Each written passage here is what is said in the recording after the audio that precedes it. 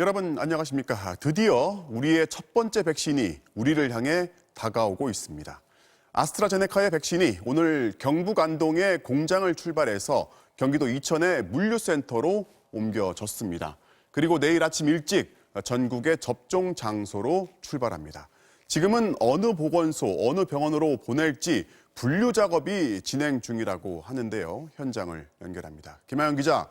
보낼 곳이 많아서 분류 작업하느라 한창 분주할 것 같습니다. 네, 저는 지금 아스트라제네카 백신이 보관 중인 경기도 이천의 G3BNT 물류센터 앞에 나와 있습니다. 이곳은 콜드체인, 그러니까 초저온 유통이 가능하도록 설계된 물류센터인데요. 이 물류센터 안에는 지금 코로나19 백신 17만 명분이 보관되어 있습니다. 지금은 전국에 있는 요양병원과 보건소로 보내기 위해 이 물량을 나누는 소분 작업이 진행되고 있는데요.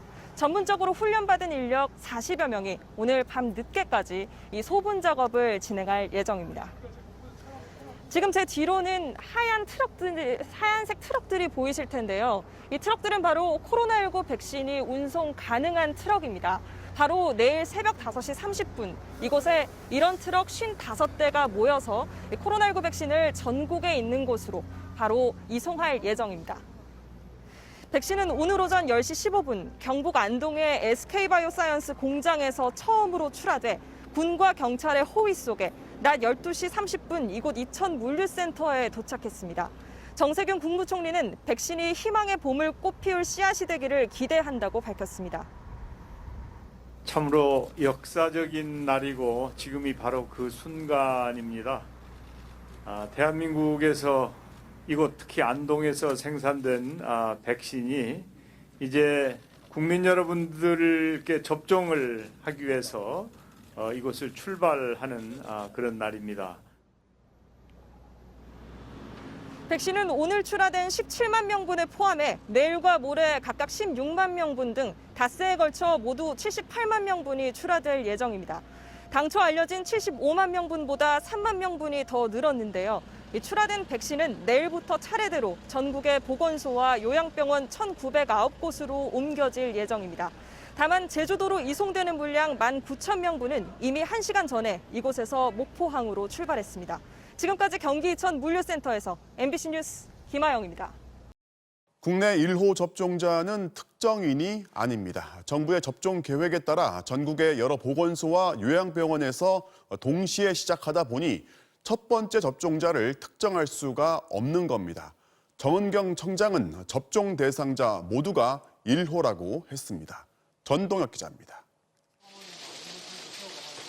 국내 코로나19 백신 첫 접종자, 그러니까 1호 접종자가 구체적으로 누구인지는 아직 확정되지 않았습니다. 정부는 특정인을 1호 접종자로 내세우기보다 기존에 수립한 접종 계획대로 진행한다는 방침입니다. 1호 접종은 시설의 종사자, 입소자 모두가 다 첫 번째 접종 대상자가 되는 상황입니다. 백신 접종과 관련한 정책과 당부 사항도 속속 나오고 있습니다. 방역당국은 코로나19 예방접종 증명서를 발급할 계획입니다. 현재 정부의 인터넷 사이트나 보건소에서 발급하는 예방접종 증명서 목록에 코로나19 백신을 추가하고 코로나19 예방접종 증명서가 있으면 밀접 접촉자로 분류돼도 자가격리를 면제하거나 해외 입국 시 자가격리 기간을 줄여주겠다는 겁니다. 하지만 백신 접종자라 하더라도 집합금지에서 면제되지는 않습니다. 자가격리에 대한 그런 지침들은 보완할 계획을 가지고 있습니다. 시설에 대한 출입이나 집합금지를 면제하거나 하는 그런 거는 검토하고 있지는 않습니다. 정부는 코로나19 백신이 위험하진 않지만 드물게 나타나는 과도한 면역 과민 반응, 이른바 아나필락시스에 대한 주의도 당부했습니다. 과거 다른 백신을 맞았을 때 알레르기 반응이 일어난 적이 있다면 백신 접종 전 의사에게 반드시 알리고 백신을 맞은 뒤에도 15분에서 30분은 해당 병원이나 시설에 머무르며 두드러기나 호흡 곤란 등 이상 반응 여부를 지켜보라는 겁니다. 조기 진단과 적절한 치료가 이루어진다면 별 문제 없이 회복될 수 있는 질환입니다. 아나필락시스의 두려움은 많이 갖지 않으셔도. 전문가들은 코로나19 백신 또한 일반 백신처럼 접종 뒤에 가벼운 근육통이나 발열이 발생할 수 있다며 진통제를 복용하게 되면 면역 반응을 낮추는 소염 진통제보다는 해열 진통제를 복용할 것을 권고했습니다. 방역당국은 백신을 맞았다고 모두가 완벽한 예방 능력을 갖는 것은 아니라며 접종 이후에도 마스크 쓰기와 거리 두기 등 기본 방역 수칙을 철저히 지켜줄 것을 당부했습니다. MBC 뉴스 전동혁입니다.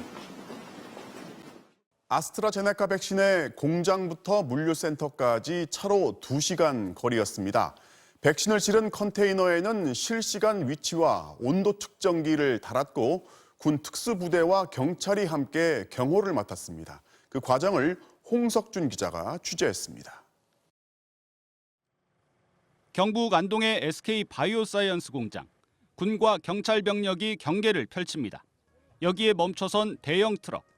내부에는 17만 명이 맞을 수 있는 아스트라제네카 백신이 실려 있습니다. 정세균 총리가 직접 서명한 빨간색 봉인지를 트럭에 붙이면서 백신 수송 작전이 본격 시작됩니다. 앞에는 경찰 순찰차가, 뒤에선 군사경찰과 군 특수부대 차량이 트럭을 에워쌉니다.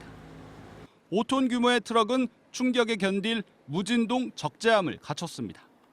또 저온 상태를 유지할 수 있도록 온도 측정기를 설치했고 실시간으로 위치를 추적하기 위해 GPS 장비도 탑재했습니다. 트럭 안에 실린 컨테이너는 2개, 백신은 그중 한 곳에만 담겨 있습니다. 나머지 컨테이너는 만일의 사태에 대비한 예비용입니다. 국가보안시설로 지정된 경기도 이천의 물류센터까지는 184km, 고속도로에서도 대형을 유지한 채 2시간을 달렸습니다.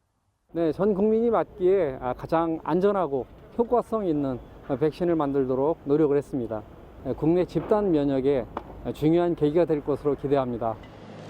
마침내 도착한 이천 물류센터. 봉인지를 뜯어내고 컨테이너를 무사히 옮기면서 이송 작전은 마무리됩니다. 백신 수송 차량이 테러라든가 그런 사고가 발생치 않도록 되게 신경을 많이 썼고요. 첫 출하를 시작한 아스트라제네카 백신은 앞으로 닷새에 걸쳐서 하루 15만 명분씩 전국으로 이송될 예정입니다. MBC 뉴스 홍석준입니다. 주말 영향을 벗어난 수요일 새로운 확진자는 400명대로 늘었습니다. 거리 두기를 완화한 이후 지난 주말에 이동량도 꽤 증가했는데요. 정부가 지금의 추세를 감안해서 다음 주부터 적용할 새로운 거리 두기 지침을 이르면 모레 발표합니다. 김미 기자입니다. 서울 중랑구의 한 요양시설에서 지난 20일 첫 확진자 발생 이후 9명이 누적 확진됐고 경기도 평택에서도 5인 이상 모임을 가진 외국인 등 10명이 무더기 확진됐습니다. 이미 수백 명의 확진자가 나온 서울 순천향대 병원과 경기 남양주 플라스틱 공장, 충남 아산보일러 공장의 집단 감염은 계속 확산되고 있습니다. 코로나19 신규 확진자는 440명.